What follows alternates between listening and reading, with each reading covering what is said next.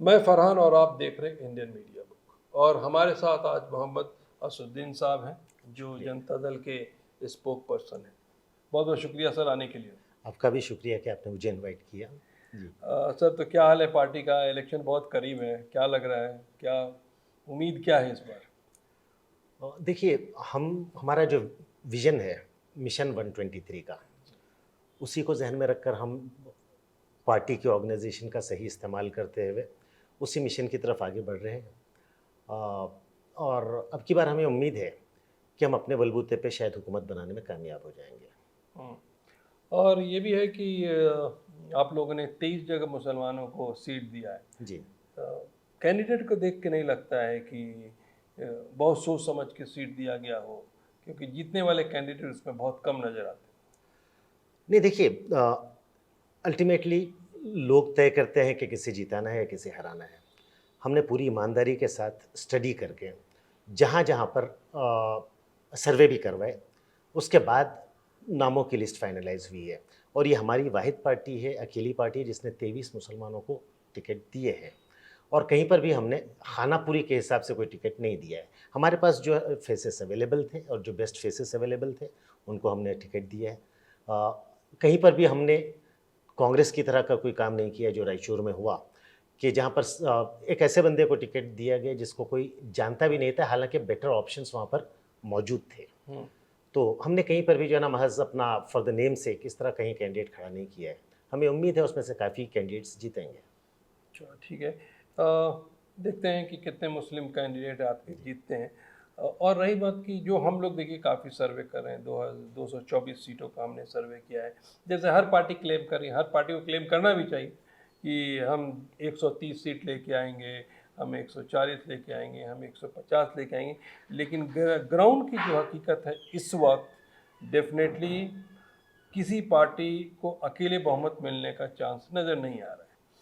Congress leading पे है, BJP number 2 पे जा रही है, और जेडीएस जैसे हमेशा से 37 सीट और लेके आ रही है। लेकिन इस बार डेफिनेटली जेडीएस की सीट थोड़ी बढ़ती हुई नज़र आ रही है। जी।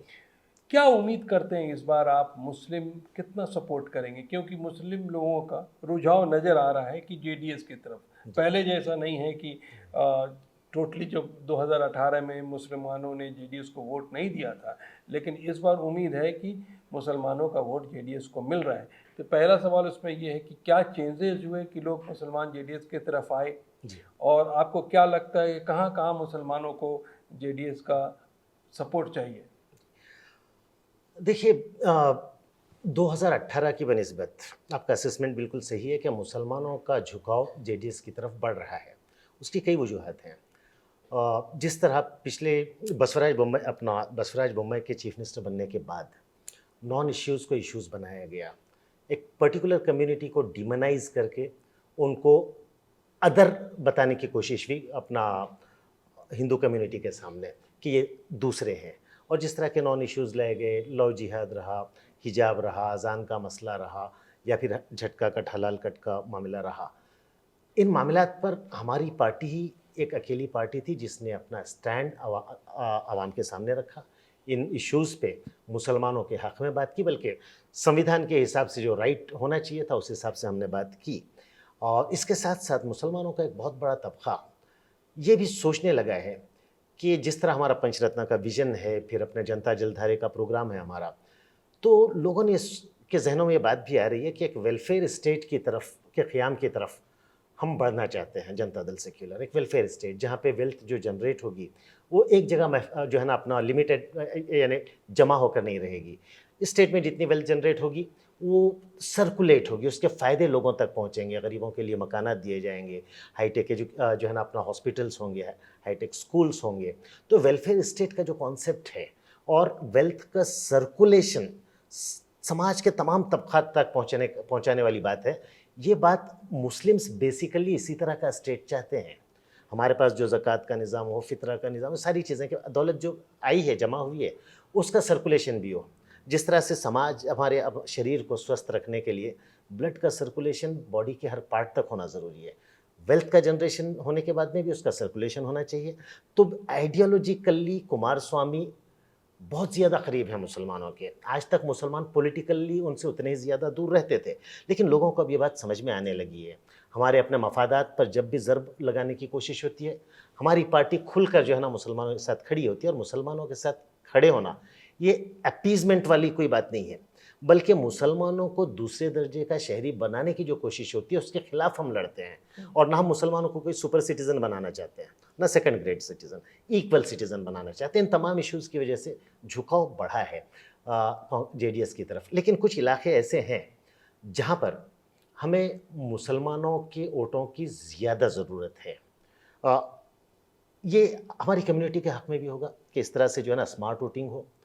कुछ जगहों पर जैसे फॉर एग्जांपल हासन डिस्ट्रिक्ट है, मंडिया है, टुमकुर है, बेंगलुरु रूरल है, मैसूर, यहाँ पर जनता दल सेक्युलर ही बीजेपी को रोकने में कामयाब रही है। पिछले इलेक्शंस में भी हमारे कैंडिडेट्स या तो नंबर 1 पोजीशन पर रहे या नंबर 2 पर रहे। इस वक्त में मुसलमानों को इस तरह से वोटिंग करनी है कि यहाँ पर जनता दल सेक्युलर के कैंडिडेट्स को ही जो लास्ट टाइम में या तो नंबर 1 पर थे, जीते हैं, या नंबर 2 पर रहे, इन्हीं का सपोर्ट करें ताकि फाशिस्ट ताकतों को रोका जा सके। इन जगहों पर कुछ ऐसी कॉन्स्टिट्यूंसीज भी हैं जहाँ पर स्ट्रॉन्ग मुस्लिम लीडरशिप की ज़रूरत है। फॉर एग्जांपल कलबुर्गी नॉर्थ, वहाँ पे हमने नासिर हुसैन उस्ताद को अपना जो है ना अपना उम्मीदवार बनाया है। उनका रिकॉर्ड रहा है पिछले 5 सालों में आवाम ने हर मसले पर इनको आगे बढ़ते हुए देखा है, लड़ते हुए देखा है, आवाज़ उठाते हुए देखा है। हिजाब के मसले पर सारे कर्नाटका में यही बंदा सबसे पहले आवाज़ उठाने वाला, इसके बाद हर मसले पर। तो यहाँ पर जो है ना, और गुलबर्गा का एक जो है ना कैरेक्टर रहा है वहाँ के लोगों का कि उन्होंने हमेशा वहाँ से स्ट्रॉन्ग लीडरशिप दी है, और वो लीडरशिप सिर्फ गुलबर्गा तक महदूद नहीं रहते हुए सारे हैदराबाद कर्नाटका की लीडरशिप उन्हीं के हाथ में आया करती थी। खमरुल इस्लाम साहब के पीरियड में आज खमरुल इस्लाम साहब की कमी को पूरा करने के लिए, उस खला को पूरा करने के लिए नासिर उस्ताद जैसा एक लीडर हमने दिया है। तो मुसलमानों चाहिए कि स्ट्रॉन्ग लीडरशिप के लिए भी उनको वोट दें। जैसे आपने कलबुर्गी का बात किया सर, वहाँ का ग्राउंड सर्वे ये बता रहा है कि मुस्लिम अभी बटे हुए हैं। अब मुसलमानों को डिसाइड करना पड़ेगा जाना कहाँ है, क्योंकि अगर ये सिचुएशन रहा जो सर्वे रिपोर्ट अभी बता रही है, और शायद आप लोगों को पता होगा कि अभी मुसलमानों ने ये नहीं सोचा है कि किस तरफ जाना है। कुछ लोग जेडीएस की तरफ हैं, कुछ लोग कांग्रेस की तरफ हैं। अगर ऐसे ही सिचुएशन रहा तो डेफिनेटली वहाँ पे बीजेपी के लिए बहुत आसानी होगी। देखिए, कुछ जगहों पर हमें बीजेपी की आसानी के खौफ से बाहर निकलकर स्ट्रॉन्ग लीडरशिप पैदा करने, उस पर फोकस करते हुए काम करने की ज़रूरत है। अब यहाँ पर नो डाउट पिछले एक आध हफ्ते पहले तक मुसलमान डिवाइडेड थे। कुछ चूँकि एक लंबे अरसे तक कांग्रेस के हाथ में वहाँ पे इख्तिदार रहा है। मैडम कनीज़ फ़ातिमा खमरुल इस्लाम साहब की अहलिया, उनसे भी कुछ हमदर्दी थी, उसकी बुनियाद पर पिछला इलेक्शन उन्होंने जीता। लेकिन पिछले कुछ दिनों में बहुत ज़्यादा तब्दीली आई है। वहाँ के मुसलमान, गुलबर्गा नॉर्थ के मुसलमान जो हमेशा एक स्ट्रॉन्ग लीडरशिप देते हुए आ रहे थे, और पिछले 5 सालों में उन्होंने अपने खुद को लाचार और बेबस होने का जो महसूस किया है, लाचार की और बेबसी की एहसास उनको शिद्दत से हुआ है, जो उनके मिजाज से मेल नहीं खाता। वो कभी भी लाचार और बेबस नहीं रहे जब तक खमरुल इस्लाम जिंदा थे। उस कमी को पूरी करने के लिए वहाँ के मुसलमानों ने अब बहुत ज़्यादा तादाद में नासिर उस्ताद के साथ आना शुरू कर दिया है। और शायद 2 या 3 दिन पहले वहाँ पे एक मुशावरती इजलास भी हुआ, जिसमें सारे उलमा, इंटेलेक्चुअल्स, सोशल इन्फ्लुएंसर्स और बहुत सारे दीगर सेक्युलर पार्टी के लीडर्स भी मौजूद थे। उन्होंने वहाँ पर जमा होकर मुत्तफ़िक़ा तौर पर यह फ़ैसला किया है कि वो खुलकर नासिर हुसैन उस्ताद का सपोर्ट करेंगे। तो अब उनकी जीत के इम्कान काफ़ी बढ़ गए हैं। लेकिन मेरा अपना एक जो डाउट है, मुसलमानों का एक बहुत बड़ा तबका, मेबी अराउंड 20-25% या उससे कुछ थोड़ा ज़्यादा, वो सियासी शऊर की कमी है उनमें। उन लोगों को हालात क्या हैं वगैरह नहीं, गुर्बत का भी जो है ना मसला है, तो सियासी शऊर की कमी है और कांग्रेस के इन्फ्लुएंस में है। इस सेक्शन को किस तरह से हैंडल किया जाए, मुझे उम्मीद है कि वहाँ के जो ज़िम्मेदारान हैं वो बढ़कर इस तबके को भी फोकस करते हुए वहाँ के कुछ ज़िम्मेदारान समाज के इन सेगमेंट्स में खुद जाकर जिम्मेदारियां संभालें। तो मुझे पूरा यकीन है कि अब की बार वोटों का डिवीज़न नहीं होगा। और क्योंकि गुलबर्गा की आवाम ने हमेशा लीडरशिप को वोट किया है, पार्टी को नहीं, सर ये आपने जो कहा कि डिवाइड नहीं होगा, जी प्रॉब्लम क्या है कि अगर किसी और कम्युनिटी को हम देखते हैं, जैसे लिंगायत है, वोकलिका है, वहाँ पे एक सामने बंदा खड़ा होता है और कहता है कि असुद्दीन साहब को वोट दो, जी तो सारे एक होकर उनको वोट देते हैं। जी हमारे यहाँ वैसा कुछ नहीं है। जी या तो कुछ लोग अपने फ़ायदे के लिए किसी का गुण गाते रहते हैं, जी या कुछ का कुछ अपना एजेंडा होता है। जब तक ये एक लीडरशिप नहीं आएगी कि सोच समझ के गाइड किया जाए किसको देना है, तब तक ये वोट बंटने वाला सिलसिला चलेगा। जी लेकिन ये अगर रेक्टिफाई वहाँ के मुसलमानों ने नहीं किया इस बार जी कलबुर्गी में, जी तो आज का जो सिचुएशन है सर, मैं बहुत जिम्मेदारी के साथ बोल रहा हूँ कि वोट बट रहा है। जी और आपसे बात करते करते डेफिनेटली वहाँ के मुसलमान भी सुनेंगे। जी उनको मैं किसी पार्टी से बात नहीं कर रहा हूँ जी लेकिन मुसलमानों को डिसाइड करना है भाई हमको कांग्रेस जाना है या जेडीएस जाना है। जी जहाँ भी जाओ आप एक तरफ गए थे फायदा है, जी ये बोलना मैं चाह रहा हूँ। ऑब्वियसली लेकिन हमको कोई ऐसा लीडर नहीं समझ में आ रहा है वहाँ पे कि वो खड़ा होके बोले कि भाई पूरी जमात मेरी बात समझो। जी ऐसा तो कोई लीडर वहाँ नहीं है आज फिलहाल। जी तो ऐसी लीडरशिप खड़ी होनी चाहिए। फ्यूचर में देखेंगे कुछ ऐसा होता है कि नहीं। साहब एक आपकी इस बात से मैं 100% मुत्तफिक हूँ।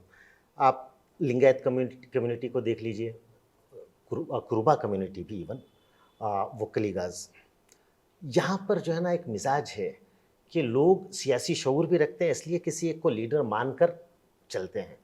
अनफॉर्चुनेटली कई सदियों से मुसलमानों में मसला रहा है कि यहाँ पर लीडर को मानना, और इसका जो है ना अपना मसला रहा है, लीडरशिप को मानने का मिजाज हमारे पास बहुत कम रहा है। लेकिन बीइंग एन ऑप्टिमिस्ट, मुझे उम्मीद है कि मुस्तकबिल करीब में ही सही मुसलमानों में सियासी शऊर पैदा होगा।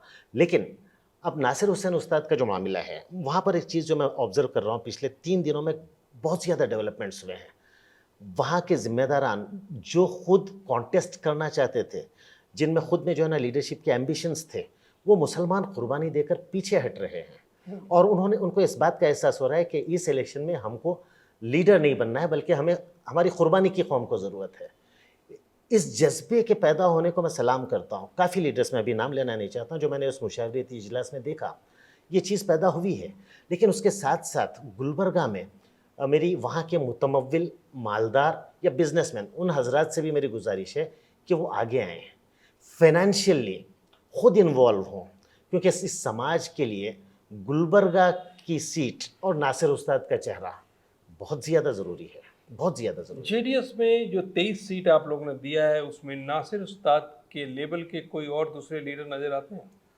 देखिए, हमारी ख्वाहिश थी कि 10-12 नासिर हुसैन उस्ताद के लेवल के लीडर्स दें। अनफॉर्चुनेटली हमारे पास इस तरह के फेसेस की बल्कि कम्युनिटी में ही कमी है। और एक दूसरा मिजाज, अगर क्वालिटी है भी तो उसके बाद मुसलमान उसको एज ए लीडर माने, क्योंकि मसले हैं, काफ़ी ज़्यादा मसले हैं।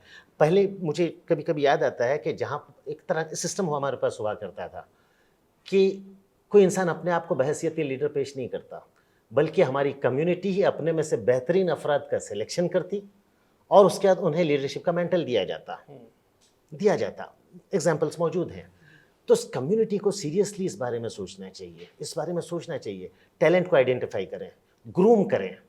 और ये हमारे लिए बहुत ज़्यादा ज़रूरी है, क्योंकि आज जो हमारे हालात हैं मुस्तकबिल में बहुत ज़्यादा भयानक भी हो सकते हैं। जिस तरह से फाशिस्ट ताकतों का एजेंडा है और सपोर्ट जिस तरह से मिल रहा है, हमें जागने की ज़रूरत है।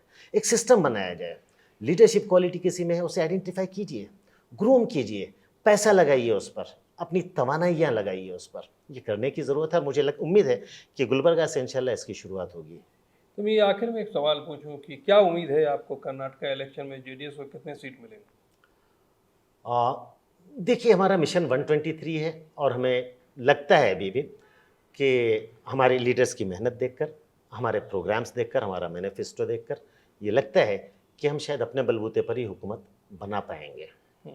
और एक और चीज़ मैं आपसे आखिरी में कहना चाहूँगा कि खानापुर एक असेंबली कॉन्स्टिट्यूंसी है बेलगाम में, वहाँ पे नासिर बागबान साहब हमारे कैंडिडेट हैं।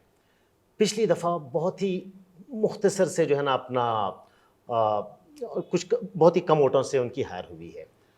फिर से हमने उन्हें अपना कैंडिडेट बनाया है।